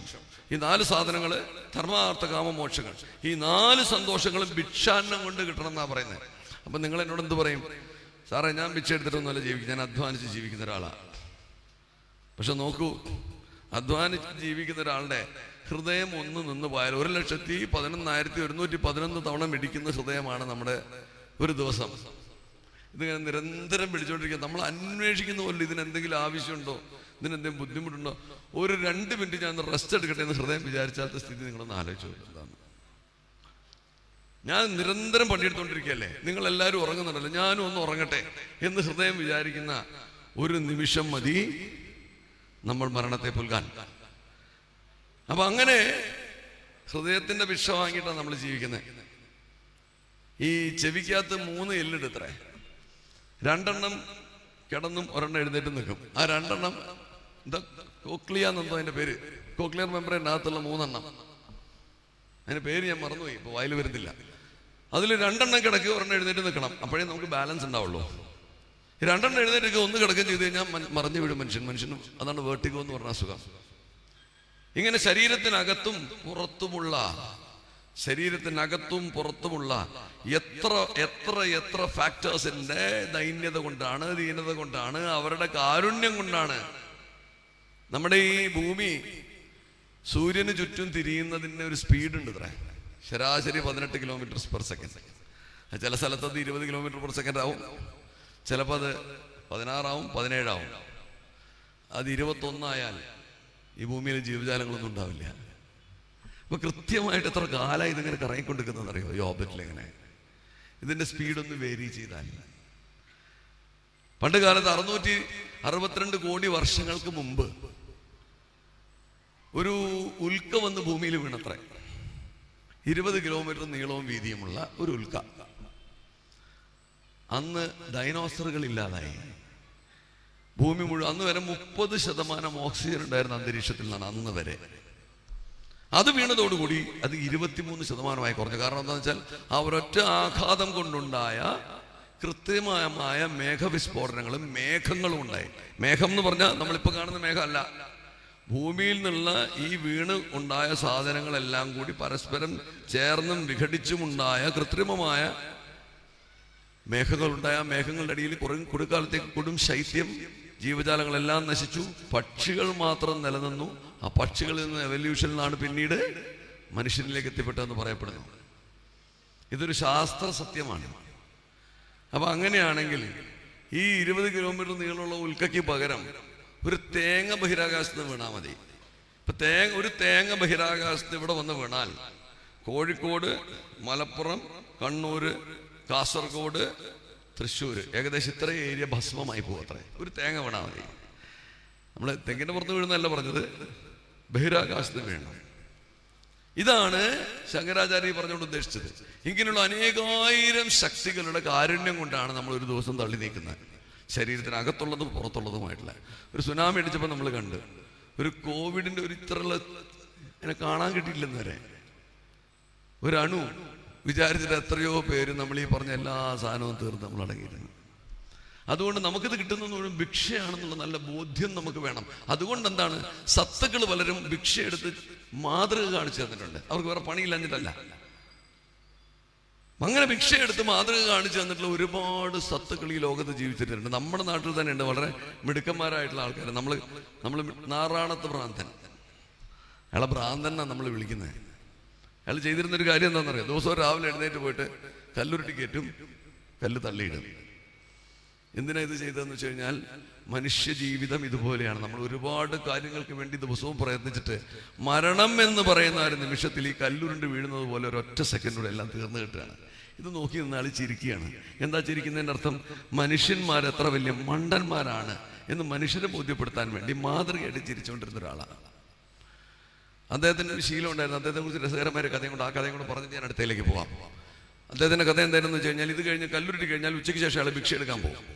ഭിക്ഷ എടുത്ത് കഴിഞ്ഞ് ഒരു നേരത്തേക്കുള്ള ഭക്ഷണം കിട്ടിക്കഴിഞ്ഞാൽ പിന്നെ അയാൾ ഭിക്ഷ നിർത്തും. അരി കിട്ടിക്കഴിഞ്ഞാൽ ആ അരിയും കൊണ്ട് നടന്ന് അടുത്ത് എവിടെ അടുപ്പ് കാണുന്നോ, തീ എവിടെ കാണുന്നോ അത് അടുപ്പാക്കി മാറ്റി അവിടെ കിടന്നുറങ്ങുന്ന രീതി. അവിടെ പാകം ചെയ്യുന്നു, ഭക്ഷണം കഴിക്കുന്നു, അവിടെ തന്നെ കിടന്നുറങ്ങും. ഒരു ദിവസം ചെന്നപ്പോൾ എത്തിപ്പെട്ടത് എവിടെയാണെന്നറിയോ? ശ്മശാനത്തിലാണ്. ശ്മശാനത്തിലെത്തിപ്പെട്ടു. അദ്ദേഹം ഭക്ഷണം ഉണ്ടാക്കി കഴിച്ചു, അവിടെ കിടന്നുറങ്ങുകയാണ്. അപ്പൊ രാത്രി ശ്മശാനത്തിൽ ഈ കാളിയും കൂളിയൊക്കെ വരും അത്ര. ഈ ഭഗവതിയുടെ വേറെ ഭീകരമായ രൂപം കാളി വന്നു ഒരു മനുഷ്യൻ കിടക്കുന്നു. അപ്പൊ മനുഷ്യരുടെ മുമ്പിൽ വെച്ച് ഇവർ നൃത്തം ചെയ്യാൻ പാടില്ല എന്നാണ് ഇവരുടെ കണക്ക്. കാളി ഇദ്ദേഹത്തോട് കുറെ ഒച്ചയൊക്കെ ഉണ്ടാക്കി പേടിപ്പിച്ച് നോക്കി. അയാൾ മൈൻഡ് ചെയ്യുന്നില്ല. കാരണം അയാൾക്ക് മരണമോ ജീവിതമോ പ്രശ്നമല്ല, രണ്ടും ഒരു അവസ്ഥാന്തരം മാത്രമാണെന്ന് ബോധ്യമുള്ള മനുഷ്യനായിരുന്നു അദ്ദേഹം. ആ കിടന്നുകൊണ്ടിരിക്കുന്നത് കുറച്ച് കഴിഞ്ഞപ്പോൾ കാളിക്ക് മനസ്സിലായി ഇയാൾ ചില്ലറക്കാരനല്ലാന്ന്. അപ്പൊ കാളി പ്രത്യക്ഷമായിട്ട് അദ്ദേഹത്തോട് പറഞ്ഞു, അങ്ങൊരു മഹാനുഭാവനാണ്, ചില്ലറക്കാരനല്ലാന്ന് മനസ്സിലായി. അപ്പോൾ ഞങ്ങൾക്കൊന്ന് എഴുന്നേറ്റ് തരണം, ഞങ്ങൾക്ക് ഇവിടെ നൃത്തം ചെയ്യണം, മനുഷ്യരുടെ മുമ്പിൽ ഞങ്ങൾ നൃത്തം ചെയ്യാൻ പാടില്ല. നാരായണ പറഞ്ഞു, എനിക്കും നിങ്ങളെ പോലെ ചില ചിഷ്ടകളൊക്കെ ഉണ്ട്. ഞാൻ ഭക്ഷണം കഴിക്കുന്നിടത്ത് കിടന്നുറങ്ങും, അതെൻ്റെ രീതി. ഞാൻ എന്തിനു നിങ്ങൾക്ക് വേണ്ടി ഇത് മാറ്റണം? ഞാൻ മാറ്റാൻ ഉദ്ദേശിക്കുന്നില്ല. ഞാനിവിടെ കിടന്നുറങ്ങിക്കോളാം, നിങ്ങൾ അവിടെ കിടന്ന് ഡാൻസ് കളിച്ചോളൂ, കുഴപ്പമില്ല. കാളി വിഷമത്തിലായി. കാളിയുടെ ആചാര ലംഘനമല്ലേ? കാളി കാല് പിടിച്ചു, നിവർത്തിയില്ല. അപ്പം അവസാനം കാളി പറഞ്ഞു, ഒരു കാര്യം ചെയ്യും, ഇനി എൻ്റെ ആൾക്കാരാണ് ഈ നിൽക്കുന്ന കൂലി ഗണങ്ങൾ കുറേ പേരുണ്ട്, ഇവരുടെ മുമ്പിൽ ഞാനൊന്ന് മാന്യമായി നിൽക്കണമെങ്കിൽ അങ്ങ് എന്നെ ആശ്രയിക്കുന്നതായിട്ട് തോന്നണം. അതുകൊണ്ട് ഒരു കാര്യം ചെയ്യാം, എന്തെങ്കിലും ഒരു വരം ചോദിക്കൂ, ഞാൻ തരാം. അപ്പം ഇയാൾ പറഞ്ഞു, എന്ത് വരാ തരുക, എനിക്കൊന്നും വേണ്ടല്ലോ. അങ്ങനെ പറയരുത്, കാളിക്ക് ഇതിൽ കൂടുതൽ അവമാനം വേറെ ഉണ്ടോ? ജന്മങ്ങൾ മനുഷ്യർ തപസ് ചെയ്യുന്നു എന്നാണ് കാളിയെ പ്രത്യക്ഷപ്പെടുത്താനൊക്കെ. അവസാനം അദ്ദേഹം പറഞ്ഞു, കാളി പറഞ്ഞു, എന്നെ ഇങ്ങനെ എൻ്റെ ആൾക്കാരെ മുമ്പിലിട്ട് നാണം കെടുത്തത്, എന്തെങ്കിലും ഒന്ന് ചോദിക്കൂ പ്ലീസ്.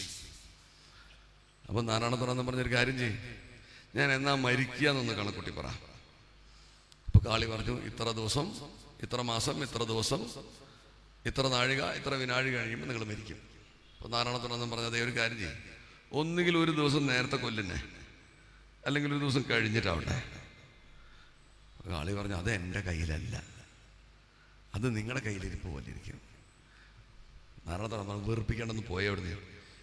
ഇത്ര വലിയ കാര്യത്തിൽ വരം ചോദിക്കാൻ വന്ന് ഞാൻ ചോദിച്ചോട്ട് തരാനുള്ള കഴിവില്ല, പിന്നെ എന്തിനാ നിൽക്കുന്നത്? കാളി പറഞ്ഞു, ദയവ് ചെയ്ത് എന്നെ ഇങ്ങനെ അവമാനിക്കരുത്, എന്തെങ്കിലും ഒന്ന്.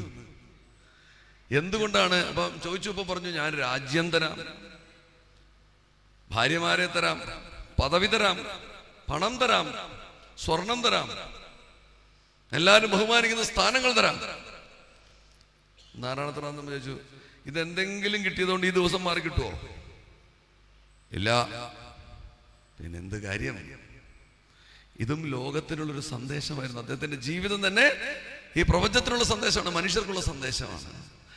ആ നാരായണത്തുറന്നൻ അവസാനം പറഞ്ഞു, കാളി വല്ലാണ്ട് പറഞ്ഞപ്പോൾ പറഞ്ഞു, ഒരു കാര്യം ചെയ്യും, എന്തെങ്കിലും മേടിക്കണം നിർബന്ധമാണെങ്കിൽ ഒരു കാര്യം ചെയ്യും, എനിക്ക് ഇടത് കാലൊരു മന്തുണ്ട്, അതൊന്നും വലത് കാലിലേക്ക് ആക്കി തന്നാൽ. കുറെ കാലമായി ഇടത് കാലം ഞൊണ്ടി നടക്കുന്നു, ഒരു ബുദ്ധിമുട്ടുണ്ട്, ഇനി കുറച്ചു കാലം വലത് കാലം. അപ്പോഴും അയാൾ ഒരു കാര്യം പറഞ്ഞില്ല, മന്ത് മാറ്റിത്തരണേ എന്ന് പറഞ്ഞില്ല.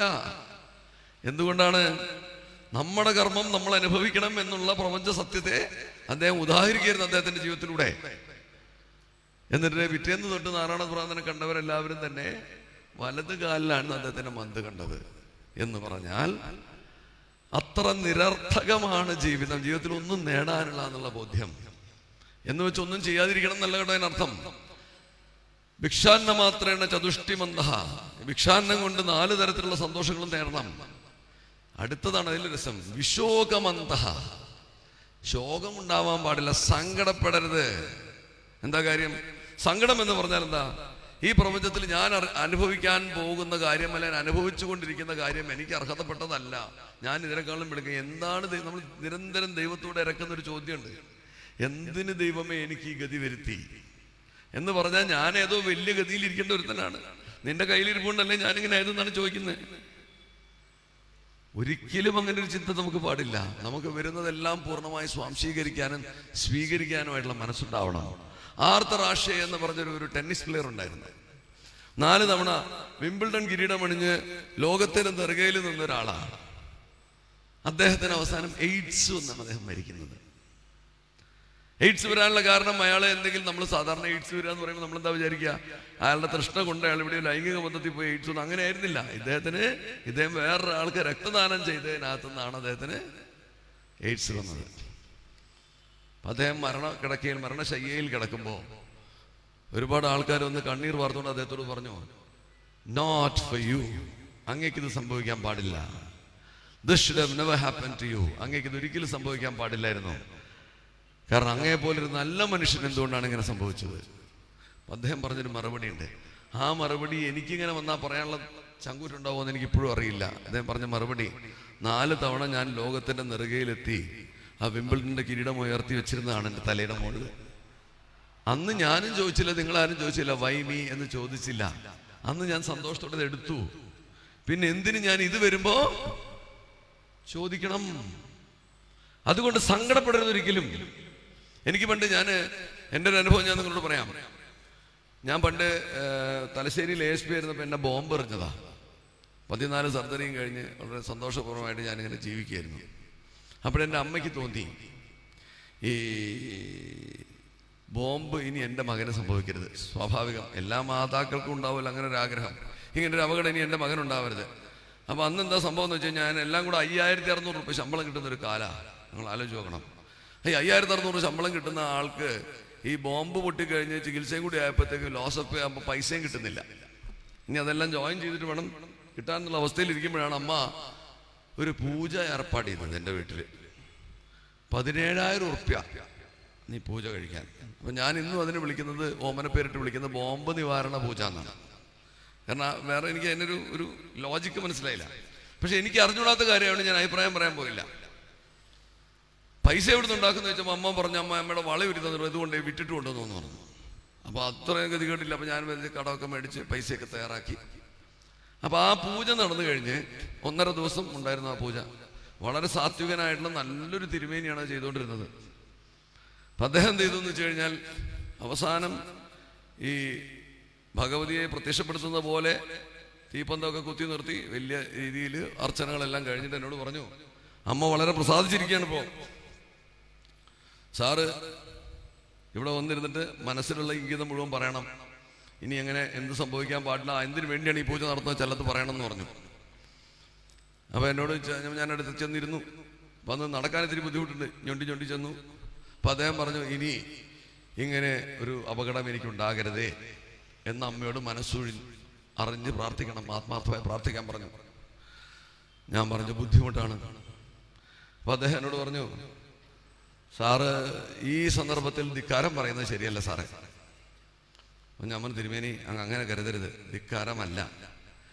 ഈ പ്രപഞ്ചത്തില് 2 തരം അനുഭവങ്ങളാണ് ഒരു വ്യക്തിക്ക് ഉണ്ടാവുക. ഒന്ന് എനിക്ക് സന്തോഷമുള്ള അനുഭവം, ഒന്ന് എനിക്ക് ദുഃഖം തരുന്ന അനുഭവം ഉണ്ടാവും. ഇതെല്ലാവർക്കും പറഞ്ഞിട്ടുള്ളതാണ്. നമ്മൾ കോയിൻ ടോസ് ചെയ്യുന്ന മാതിരിയാ, ഒന്നിൽ പുള്ളി വീഴും അല്ലെങ്കിൽ ചാപ്പ, ഹെഡ് ഓർ ടെയിൽ. ഇത് രണ്ടും അല്ലാതെ ഇങ്ങനെ കോയിൻ ഇങ്ങനെ ഉരുണ്ടിങ്ങനെ പോകുന്ന ഒരു സാഹചര്യം ഒരിക്കലും ഉണ്ടാവില്ല. എവിടെയെങ്കിലും ഉരുണ്ട് കഴിഞ്ഞാൽ മറിഞ്ഞ് വീണ് തന്നെ വേണം. ഇപ്പൊ ലോകത്തുള്ള എല്ലാ അനുഭവങ്ങളും ഓരോ വ്യക്തിയെ സംബന്ധിച്ചിടത്തോളം ഒന്നുകിൽ പോസിറ്റീവായിരിക്കും അല്ലെങ്കിൽ നെഗറ്റീവായിരിക്കും. ഇപ്പൊ 100 അനുഭവങ്ങൾ ലോകത്തുണ്ടെന്നിരിക്കട്ടെ, നമ്മളെപ്പോഴും പ്രാർത്ഥിക്കുന്നത് എന്താണെന്നറിയോ? എനിക്കെപ്പോഴും നല്ലത് വരണേ, എനിക്ക് ദോഷമൊന്നും വരില്ലേ എന്ന് പറഞ്ഞാൽ ഈ 50-100 അനുഭവങ്ങൾ ഉള്ളതിൽ 50 നന്മ മുഴുവൻ എനിക്ക് പോന്നോട്ടെ എന്നാണ്. എന്ന് പറഞ്ഞാൽ പരോക്ഷമായി നമ്മൾ എന്താ പറയുന്നത്, ബാക്കി 50 വേറെ ആർക്കും പോയിക്കോട്ടെ എന്ന്. അപ്പൊ ഞാൻ പറഞ്ഞു, ഞാൻ എനിക്ക് സംഭവിക്കരുതെന്ന് ഞാൻ പ്രാർത്ഥിച്ചാൽ അതിന്റെ വ്യംഗ്യം എൻ്റെ കൂടെയുള്ള പോലീസുകാർക്ക് ആയിക്കോട്ടെ എന്നല്ലേ തിരുമേനി? അത് ഞാനൊരു പോലീസിലെ നിർണായകത്വം വഹിക്കുന്ന ഒരു സ്ഥാനത്തിരുന്നിട്ട് അങ്ങനെ പറയുന്നത് ശരിയാണോ തിരുമേനി? അപ്പൊ ഇതിങ്ങനെ ഇത്രയും സംഭാഷണം ഞാനും ഈ തിരുമേനി തമ്മിൽ ഉണ്ടായിക്കൊണ്ടിരിക്കുമ്പോൾ എൻ്റെ അമ്മയുടെ വാണി പുറകിന്ന് കേൾക്കാം, ഇവൻ അല്ലെങ്കിലേ തലതെറിച്ചവനാണ്, ഇവന്റെ ധിക്കാരമാണ് ഇവന്റെ ഭൂഷണം എന്ന് പറഞ്ഞാലും ഇവൻ അനുസരിക്കില്ല. ഇതിങ്ങനെ കേട്ടോണ്ടിരിക്കുന്നുണ്ട്.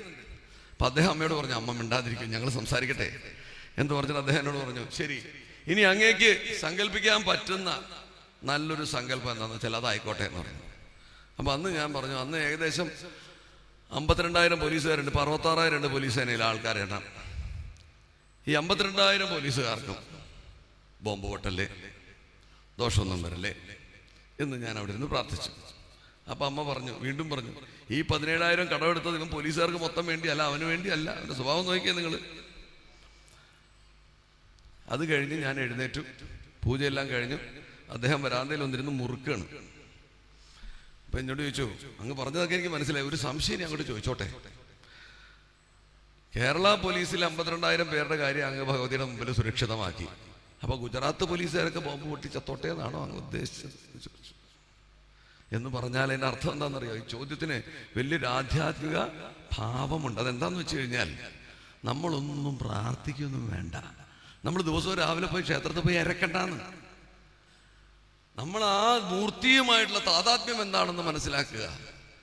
മൂർത്തിയുമായി ഇഴുകിച്ചേരാനായിട്ട് എന്താ വഴി നോക്കുക. സങ്കടപ്പെടാതിരിക്കുക, കിട്ടുന്നതെല്ലാം സന്തോഷത്തോടുകൂടി സ്വീകരിക്കുക. അതാണ് വിശോകമന്ത. ശോകമില്ലാത്ത അവസ്ഥയിൽ മനസ്സിരമിക്കട്ടെ. സതതം രമന്ത, എപ്പോഴും സന്തോഷിച്ചുകൊണ്ടിരിക്കട്ടെ. മനസ്സെപ്പോഴും സന്തുഷ്ടമായിരിക്കണം. ഹാപ്പിനെസ് എന്ന് പറയുമ്പോൾ അത് ജീവിത വിജയവുമായിട്ട് ഒരു ബന്ധം അതിനില്ലാന്ന് മനസ്സിലായിക്കോണം. കിട്ടുന്നതിൽ സന്തോഷിക്കാൻ പറ്റുന്നവനാണ് സന്തുഷ്ടൻ എന്ന് പറയുന്നത്. തുഷ്ടി എന്ന് പറയുന്നതാണ് സതതം രമന്ത. ഇനി അവസാനം പറഞ്ഞതാണ് കൗപീനവന്ത കലു ഭാഗ്യവന്ത. എനിക്ക് സ്വന്തമായിട്ട് എൻ്റെ കൗപീനം മാത്രമേ, കൗപീനം വെക്കാൻ പറഞ്ഞ എന്തിനാണെന്നറിയോ? സത്യം പറഞ്ഞാൽ അതുപോലും നമ്മളെ സ്വന്തമല്ല. കാരണം മരിച്ചു കിടക്കുമ്പോൾ വേറെ വല്ലവരും എടുത്ത് ഉടുപ്പിച്ചു തന്നില്ലെങ്കിൽ പറ്റുമോ? ആരെങ്കിലും വേറെ എടുത്ത് കെട്ടിത്തരണ്ടേ? അപ്പം പിന്നെ ശങ്കരാചാര്യൻ അങ്ങനെ പറഞ്ഞതെന്നറിയോ? ഇനിയിപ്പോൾ ഇത് പറഞ്ഞു കേട്ടിട്ട് ആൾക്കാരെല്ലാം അങ്ങനെ തുണിയില്ലാണ്ട് ഇറങ്ങി നടന്നിട്ട് സമൂഹത്തിലൊരു കലാപം ഉണ്ടാവണ്ടെന്ന് വെച്ചിട്ടാണ് പറഞ്ഞത് കൗബീനവന്ത കലുഭാഗ്യം. അങ്ങനെ കൗബീനം മാത്രമേ എനിക്ക് സ്വന്തമായിട്ടുള്ളൂ എന്ന് കരുതുന്നവൻ ആരോ അവനാണത്ര ഈ പ്രപഞ്ചത്തിൽ ഏറ്റവും ഭാഗ്യവാൻ. പക്ഷെ നമ്മുടെ ചിന്ത അങ്ങനെയല്ല. ഞാൻ ഇന്നലെ ഞാൻ എനിക്കൊരു ഒരു സംഗീത പരിപാടി ഉണ്ടായിരുന്നു. അതിനിടയിൽ ഞാൻ പറഞ്ഞൊരു കഥ ഞാൻ വീണ്ടും ഓർമ്മിക്കുകയാണ്. പൂന്താനത്തിൻ്റെ സ്വർഗാരോഹണം നിങ്ങൾ ആരും കേട്ടിട്ടുണ്ടോന്നറിയില്ല. പൂന്താനത്തിൻ്റെ പ്രത്യേകത എന്തായിരുന്നു വെച്ചാൽ അദ്ദേഹം സദാ കൃഷ്ണ കൃഷ്ണ നാരായണ നാരായണ എന്ന് ജപിച്ചുകൊണ്ടിരിക്കുകയാണ്. വേറെ പ്രത്യേകിച്ച് പണിയൊന്നും അദ്ദേഹത്തിന്. നമ്മുടെ ഈ നാരായണത്തുറാന്തൻ്റെ വേറൊരു ടൈപ്പ്. ഇപ്പോൾ പൂന്താനത്തിൻ്റെ ഭാര്യയ്ക്ക് നമ്മുടെ എല്ലാ ഭാര്യമാരെയും പോലെ പൂന്താനത്തോട് വളരെ പുച്ഛമായിരുന്നു. എന്താണ്? രാവിലെ തുടങ്ങും കൃഷ്ണ രാമ നാരായണ എന്നുണ്ടെങ്കിൽ വേറെ ഒരു പണിക്കും പോവില്ല. ബാക്കി ഇത് അപ്പുറത്തെ വീട്ടിലെ ആൾക്കാർ പൈസ കൊണ്ടിരുന്നാണ്ടില്ലേ എന്നുള്ള ചിന്ത. അതിൻ്റെ കൂട്ടത്തിൽ പൂന്താനം അല്പവസ്ത്രധാരിയാണ്. കാരണം വെച്ചാൽ അദ്ദേഹത്തിന് ഈ ദേഹബോധമില്ല. ഞാൻ ഈ പറഞ്ഞ കൗബീനം പോലും എൻ്റെ എല്ലാം എന്നുള്ള ചിന്തയുള്ളതുകൊണ്ട് കട്ടിച്ച് കൗബീനം ഉടുത്താലായി, ഒരു തോർത്തുകൊണ്ട് ഉടുത്താൽ ഭാഗ്യം എന്നുള്ള രീതിയിലാണ് വീട്ടിലൊക്കെ വിഹരിച്ചിരുന്നത്. അങ്ങനെ ഇരിക്കുന്ന പൂന്താനം എപ്പോഴും ഈ നാരായണനാമം ജപിച്ചുകൊണ്ടിരിക്കുമ്പോൾ അവിടെ ഒരു ദാസിപ്പെണ്ണൊരു പെൺകുട്ടി വരും, ലക്ഷ്മി എന്ന് പറഞ്ഞിട്ട്. അവൾ വലിയ ഭക്തയാണ്. അപ്പോൾ അവളെന്താ ചെയ്യാന്ന് വെച്ചിട്ടുണ്ടെങ്കിൽ പൂന്താനത്തിൻ്റെ കാല് തൊടാനും, നമ്മുടെ ഈ നമ്മളെ സാമാന്യം സ്ത്രീകളുടെയൊക്കെ മനസ്സിൽ എന്തായിരിക്കും, സ്വന്തം ഭർത്താവ് സാമാന്യം കുറച്ച് തുണി കൊടുത്തിരിക്കുന്ന സമയത്ത് വേറൊരു സ്ത്രീ വന്ന് കാല് ഞെക്കുമ്പോൾ നമ്മുടെ നാട്ടിലെ സാധാരണ സ്ത്രീകൾക്കൊക്കെ ഉണ്ടാവുന്ന എല്ലാ കാലുഷ്യങ്ങളും ഈ അമ്മയ്ക്കും ഉണ്ടായി. ഇപ്പൊ കണ്ണെടുത്താൽ കണ്ടൂടാ ഈ ലക്ഷ്മിയെ. അങ്ങനെ ഇരിക്കുന്ന ഒരു ദിവസം രാവിലെ പൂന്താനത്തിന് ഇങ്ങനെ രാവിലെ ഒരു പുലർകാലം ഉദയസമയത്ത് വിഷ്ണു പാർഷദന്മാർ വരിക വൈകുണ്ഠത്തുനിന്ന്. എന്നിട്ട് പൂന്താനത്തോട് പറഞ്ഞു, അങ്ങേ അങ്ങോട്ട് കൊണ്ടുവരാൻ ഭഗവാൻ പറഞ്ഞിട്ടുണ്ട്. അപ്പം ഒരു തരത്തിലുള്ള വേദനയും താങ്കളെ അനുഭവിപ്പിക്കാൻ പാടില്ല എന്നാണ് ഭഗവാൻ പറഞ്ഞ് നിഷ്കർഷിച്ചു വിട്ടിരിക്കുന്നത്. ഒരു വേദന അറിയണ്ട, ഉടലോടെ പോകാം, മരണവേദന പോലും അറിയണ്ട. ആ മരണവേദന പോലും അറിയാതെ പോകാൻ വേണ്ടി പൂന്താനത്തെ തയ്യാറെടുപ്പിക്കാൻ പൂന്താനം പറഞ്ഞു, അതേ ഒരു കുറച്ച് ബുദ്ധിമുട്ടുണ്ട് എൻ്റെ കൂടെ എല്ലാം. അപ്പം പൂന്താനത്തിൻ്റെ ഭാര്യ രാവിലെ പശുവിനെ കറക്കുകയാണ്, അധ്വാനിയാണ്. കാരണം എന്താ, എൻ്റെ പശു എൻ്റെ വീട്, ഈ ചിന്തയുള്ളത് പൂന്താനത്തിൻ്റെ ഭാര്യയ്ക്കാണ്, പൂന്താനത്തിനില്ല. അപ്പൊ ഇവരിങ്ങനെ കറന്നുകൊണ്ടിരിക്കുക. അപ്പൊ പൂന്താനം പറഞ്ഞു, എനിക്ക് എൻ്റെ കൂടെ എല്ലാ സുഖദുഃഖങ്ങളിലും പങ്കാളിയായ ആ അമ്മയുണ്ട്, അവരെയും കൂടെ എനിക്ക് കൊണ്ടുപോകണം. അങ്ങനെയാണെങ്കിലേ ഞാൻ വൈകുണ്ഠത്തിലേക്കുള്ളൂ. ഇപ്പൊ ഈ വന്നവർ കുഴപ്പത്തിലായി. കാരണം ഒരാളെ കൊണ്ടുപോകാനുള്ള പ്രൊവിഷനേ ഉള്ളൂ, എന്താ ചെയ്യാന്നറിയില്ല. പിന്നെ അവർ തമ്മിലൊന്ന് ആലോചിച്ചിട്ട് പറഞ്ഞു, ശരി എന്തായാലും ഭഗവാൻ ഭക്തദാസനാണ്, ഭക്തന്മാർ പറയുന്നതിനപ്പുറത്തേക്ക് ഭഗവാൻ ഒരു ചിന്തയില്ല. അതുകൊണ്ട് നമുക്ക് പൂന്താനത്തോട് പറഞ്ഞു, നമുക്ക് അവരെ വിളിച്ചോളെ കൊണ്ടുപോകാന്ന് പറഞ്ഞു. പൂന്താനം ഭാര്യ പശുവിനെ കറന്നുകൊണ്ടിരിക്കുന്ന ഭാര്യയെ വിളിച്ച് ചോദിച്ചു, അതെ വൈകുണ്ഠത്തു നിന്ന് ആള് വന്നിട്ടുണ്ട്, പോവല്ലേ, ഭഗവാൻ വിളിക്കുന്നു. എന്തായിരിക്കും മറുപടി? നമ്മളെല്ലാവരും നമ്മുടെ വീടുകളിലൊക്കെ സ്ത്രീകളെ കണ്ടിട്ടുണ്ട്. സ്ത്രീകൾ അവർ പറഞ്ഞ മറുപടി എന്താ വെച്ചാലേ, നിങ്ങൾക്ക് രാവിലെ വൈകുണ്ഠത്തും പറഞ്ഞുകൊണ്ട് നിന്നാൽ മതി. അരിയടുപ്പത്തിലുണ്ട്, വാർക്കാൻ നേരത്ത് വൈകുണ്ഠത്ത് നിന്ന് ആള് വരുമോ? ഉച്ചയ്ക്ക് വന്നിരിക്കില്ലേ ഞണ്ണാൻ, അപ്പൊ ഞാൻ വേണം, വാർക്കാൻ ഞാൻ വേണം, പശുവിനെ കറക്കാൻ ഞാൻ വേണം. അവിടെ വേറൊരു തിരിപ്പുണ്ടല്ലോ, നാണോ അല്ലാണ്ട് കൈ കാലം പിടിച്ചോണ്ട് കുശുമ്പ് ഉള്ളിൽ നിന്ന് ഇങ്ങനെ പതഞ്ഞങ്ങോട്ട് പൊന്തുകയാണ്. ആ പൊന്തുന്ന കുശുമ്പോട് കൂടി അവർ പറഞ്ഞപ്പോ നാവുമ്മൽ ഗുളികനിരിക്കുന്ന എപ്പോഴാന്ന് പറയാൻ പറ്റില്ല. അങ്ങനെ ഒരു ചൊല്ലുണ്ടല്ലോ. പൂന്താനം നേരെ ഈ ലക്ഷ്മി പെണ്ണിനോട് ചോദിച്ചു, പെണ്ണെ നീ വരുന്നോ, വൈകുണ്ഠത്തിലേക്ക് വിളിക്കുന്നുണ്ട്. അവള് പറഞ്ഞു, ഭഗവാനെ അങ്ങ് എങ്ങോട്ട് വിളിച്ചാലും ഞാൻ വരികയാണ്. പൂന്താനം ഈ ദാസിപ്പെണ്ണിനെ കൊണ്ടാണ് പോയതെന്നാണ് കഥ. അതുകൊണ്ട് നമ്മുടെ ഈ കുശുമ്പ് കുന്നായ്മ എന്നൊക്കെ പറയുന്ന സാധനങ്ങൾ നമുക്ക് വർജ്യമായിരിക്കണം. ഇതൊക്കെ നമ്മുടെ ദുഃഖത്തിന് ഹേതുവാണ്. അതുകൊണ്ട് വിശോകവന്ത സതതം ബ്രഹ്മന്ത, എപ്പോഴും സന്തോഷമായിരിക്കണം. കൗപീനവന്ത കലു ഭാഗ്യവന്ത. ഇനി ഒരൊറ്റ കാര്യം കൂടെ പറഞ്ഞിട്ട് ഞാൻ അവസാനിപ്പിക്കാം. നാമജപത്തിന്റെ പ്രാധാന്യം എന്താണെന്ന് നിങ്ങൾ അറിയണം. രാമനാമത്തിന്റെ പ്രാധാന്യം. രാമ, എന്തുകൊണ്ടാണ് രാമന് ബാബു എന്ന് പേരിടാൻ ഞാൻ ആരെങ്കിലും ആലോചിച്ചത്? ബാബു എന്ന് ഇട്ടുണ്ടായിരുന്നു വേണമെങ്കിൽ. നമ്മുടെ നാട്ടിൽ വളരെ കോമൺ ആയിട്ടുള്ള പേരാണ് ബാബു അല്ലെങ്കിൽ ഷിബു. രാ എന്നുള്ള അക്ഷരത്തിന്റെ പ്രത്യേകത, രം ബീജം, ഈശ്വരം എന്ന് നേരത്തെ ഞാൻ പറഞ്ഞു. രാ എന്നുള്ള വാക്ക്, രാ എന്നുള്ള ശബ്ദം, രാ എന്നുള്ള അക്ഷരം, ഇത് ഏറ്റവും കൂടുതൽ ഘർഷണം ഉണ്ടാക്കുന്ന അക്ഷരങ്ങളിൽ ഒന്നാണ് രാ.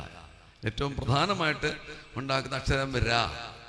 രാ എന്ന് പറയുമ്പോൾ ഉള്ളിലുള്ള ശരീരത്തിന് നല്ല ചൂട് നിലനിർത്താൻ സാധിക്കും എന്നുള്ളതുകൊണ്ടാണ് രാ. രാ രാ രാ രാ എന്ന് മാത്രം പറഞ്ഞാലുള്ള സ്ഥിതി എന്താ? ചൂട് മാത്രമായിട്ട് കത്തിപ്പോവും. രാ രാ രാ രാ. രംബീജം എന്ന് പറഞ്ഞാൽ അഗ്നിബീജം എന്നാണ് അർത്ഥം. അതുകൊണ്ട് എന്ത് ചെയ്തു? അടുത്ത അക്ഷരം എന്താ നോക്കൂ, മാ. രാ എന്ന് പറയുമ്പോ എവിടെയൊക്കെ ചുണ്ടു തൊട്ടോ നാവ് തൊട്ടോ അവിടെ ഒന്നും തന്നെ മാ എന്ന് പറയുമ്പോൾ തൊടുന്നില്ല എന്നുള്ള ശ്രദ്ധിക്കുക. രാമാ രാമാ. ഇതുപോലെ തന്നെയാണ് മുസ്ലിങ്ങൾക്ക് റഹീം എന്നുള്ള പേര്. റാ ഹീം. റാ എന്ന് പറയുമ്പോൾ തൊടുന്ന ഒരു സ്ഥലത്തും നാവോ ഓഷ്ടമോ തൊടുന്നില്ല. ഹാ എന്ന് പറയുമ്പോൾ ഇങ്ങനെ സുചിന്തിതമായാണ് ഈശ്വരന്മാർക്ക് പേരുകൾ കൊടുത്തിട്ടുള്ളത്. റഹീം, രാമ എന്ന് പറയുമ്പോൾ ഈ രണ്ട് വാക്കുകൾ ഉച്ചരിക്കുമ്പോൾ ഉള്ളിൽ നിന്ന് ആന്തുന്ന അഗ്നിജ്വലനം പോലെ ചൂട്, തപം ഉണ്ടാവുകയും അത് ശരീരത്തിന്റെ ഊഷ്മാവ് നിലനിർത്തുകയും ദഹന പ്രക്രിയയെ പരമോന്നതിയിലേക്ക് കൊണ്ടെത്തിക്കുകയും അതുവഴി നമുക്കുണ്ടാകുന്ന 98% അസുഖങ്ങളും നമ്മൾ കഴിക്കുന്ന ഭക്ഷണത്തിൽ നിന്ന് ഉള്ള ദഹനത്തിന്റെ പ്രക്രിയ പോരാതെ വരുന്നത് കൊണ്ടും നമ്മുടെ ചെറുകുടലും വലികുടലിലും ഉണ്ടാവുന്ന പ്രശ്നങ്ങളാണ് ഇതര ശരീരഭാഗങ്ങളിലേക്കൊക്കെ പോകുന്നത്. ബാക്കി തലക്കടി കൊണ്ട് ചിലപ്പോൾ മരിച്ചെന്ന് വരും. ഹൃദയസ്തംഭനത്തിനുള്ള പ്രധാന കാരണം ഭക്ഷണമാണെന്ന് ഓർക്കുക. അപ്പൊ ഞാൻ പറയാതെ നിങ്ങൾക്കറിയാം, ആൻജിയോപ്ലാസ്റ്റിക്ക് പോകുമ്പോൾ വേഗം ഗാനം ആലപിക്കണം. നിങ്ങൾക്കൊന്നും അനുഭവിച്ച് മതിയായിട്ടില്ല, പിന്നെ ഞാൻ എന്ത് ചെയ്യാനാണ്? അപ്പോ ഈ നാമം വീണ്ടും വീണ്ടും വീണ്ടും ഉച്ചരിക്കാനായിട്ട് ഈ നാമങ്ങൾ ദൈവങ്ങൾക്ക് കൊടുക്കുന്നതിന്റെ, ദൈവസങ്കല്പങ്ങൾക്ക് കൊടുക്കുന്നതിന്റെ, അതുപോലെ അടുത്ത അല്ലാഹു എന്ന് പറഞ്ഞ അല്ലാ, നമ്മൾ അല്ലാഹു എന്ന് എഴുതി വെക്കും, പറയുന്ന അല്ലാ. ഈ ഘർഷണം കൂടുതൽ ഉണ്ടാക്കുന്ന ശബ്ദങ്ങളാണ് ഈശ്വരനാമങ്ങളായിട്ട് എല്ലാ മതങ്ങളും അനുവർത്തിച്ച് വെച്ചിരിക്കുന്നത്. ഇത് വളരെ ശാസ്ത്രീയമായിട്ട് നമ്മളെക്കാളൊക്കെ ഒരുപാട് വിവരമുള്ളവർ കണ്ടുപിടിച്ച് എഴുതി വെച്ചിരിക്കുന്ന. അപ്പം അതുകൊണ്ട് നിങ്ങൾ നിരന്തരം നാമം ജപിക്കണം. ആ നാമജപം കൊണ്ട് ശരീരം പുഷ്ടിപ്പെടുത്തണം. ആ പുഷ്ടിപ്പെടുത്തുന്ന ശരീരത്തിലൂടെ നിങ്ങളുടെ ആത്മചൈതന്യം ഉണരണം. അങ്ങനെ ഉണർന്നു കഴിയുമ്പോൾ നിങ്ങൾ പറയുന്ന വാക്കുകളൊക്കെ വേദവാക്യങ്ങളാവും. അതിൽ ആൾക്കാർ രമിക്കും. അതാണ് വേദാന്ത വാക്യേഷു സദാരബന്ധോ എന്ന് പറയുന്നത്. അങ്ങനെ ശ്രേഷ്ഠമായ, ഇനി ഒരു കാര്യം കൂടെ, ശിവനാമം എന്താന്ന് നോക്കിക്കോളൂ. നമ ശിവായ. ശ നല്ല ഘർഷണമാണ്. അടുത്ത അക്ഷരോ വാ. നമ ശിശിയ നല്ല പറഞ്ഞേക്കുന്നത് നമ ശിവായ എന്നാണ്.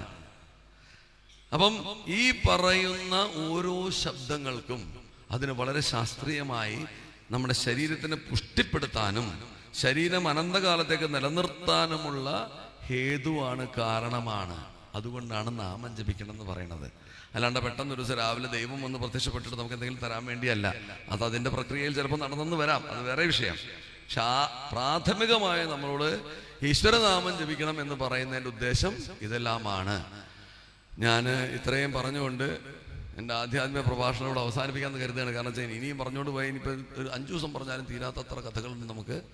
നമ്മുടെ ശാസ്ത്രത്തെക്കുറിച്ചും ആധ്യാത്മിക ചിന്തയെക്കുറിച്ചും ഈശ്വരന്മാരെക്കുറിച്ചും ഈശ്വര ചിന്തയെക്കുറിച്ചും ഏകദൈവത്തെക്കുറിച്ചും ഏകദൈവത്തിൻ്റെ അനേക സങ്കല്പങ്ങളെക്കുറിച്ചും എന്ന് പറഞ്ഞാൽ ഇന്നും നാളെയും മറ്റന്നാൾ ഒന്നും മതിയാവില്ല. പക്ഷെ അങ്ങനെ ഒന്നും സംസാരിക്കാൻ എനിക്ക് സമയവുമില്ല, കേൾക്കാനുള്ള ക്ഷമയും നിങ്ങൾക്ക് ഉണ്ടാവില്ല.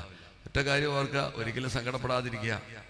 ഈ ക്ഷേത്രത്തിൻ്റെ മഹാത്മ്യം ലോകമെമ്പാടും എത്തിക്കാനുള്ള പ്രയത്നം നിങ്ങളിൽ ഓരോരുത്തരിലും ഉണ്ടാവട്ടെ. എൻ്റെ ഭാഗത്തുണ്ടാവും. നാളെ ചെന്ന് ഞാൻ ചുരുങ്ങിയ ഒരു 10 പേരോടെങ്കിലും പറയും. കേരളത്തിലെ ആകെയുള്ള ശിവഭഗവതി ക്ഷേത്രം, പാത്തമ്മ മുണ്ട് കൊടുത്ത വീട്, പാത്തമ്മയുടെ വീട്ടിൽ നിന്ന് ഇന്നും മുണ്ട് സ്വീകരിക്കുന്ന ക്ഷേത്രം, അതിൻ്റെയൊക്കെ മഹാത്മ്യം ഒരിക്കലും മറക്കാൻ പറ്റില്ല എന്നുള്ള ഓർമ്മപ്പെടുത്തലിന് വേണ്ടിയിട്ട് ഞാൻ നാളെ ചുരുങ്ങിയ 10 പേരോടെങ്കിലും പറയും. ഏറ്റവും ചുരുങ്ങിയ ഞാൻ എൻ്റെ DGPയോട് പോയി പറയും, ഉറപ്പ്. അദ്ദേഹത്തിനെ ഞാൻ കാണുമ്പോൾ ഞാൻ പറയും. അപ്പം അങ്ങനെ ആ പ്രവൃത്തി നിങ്ങൾ ഏറ്റെടുക്കണം. ഇതിനെക്കുറിച്ച് ഇപ്പോൾ സോഷ്യൽ മീഡിയ വളരെ വളരെ സജീവമാണ്.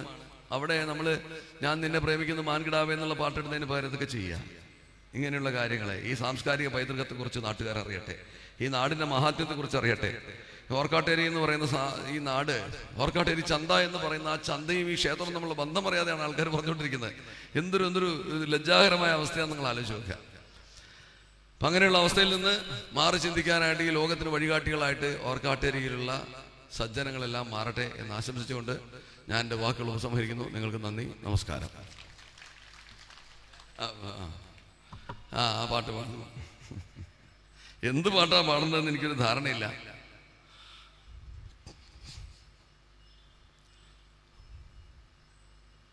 ഒരു 4 വരിയൊക്കെ പാടി പോരെ? ഒരുപാട് ഉപദ്രവിക്കണ്ടല്ലോ. അയ്യപ്പൻ്റെ പാട്ടായാലോ? ആയിക്കോട്ടെ, ശരി, സന്തോഷം, എനിക്ക് സന്തോഷം.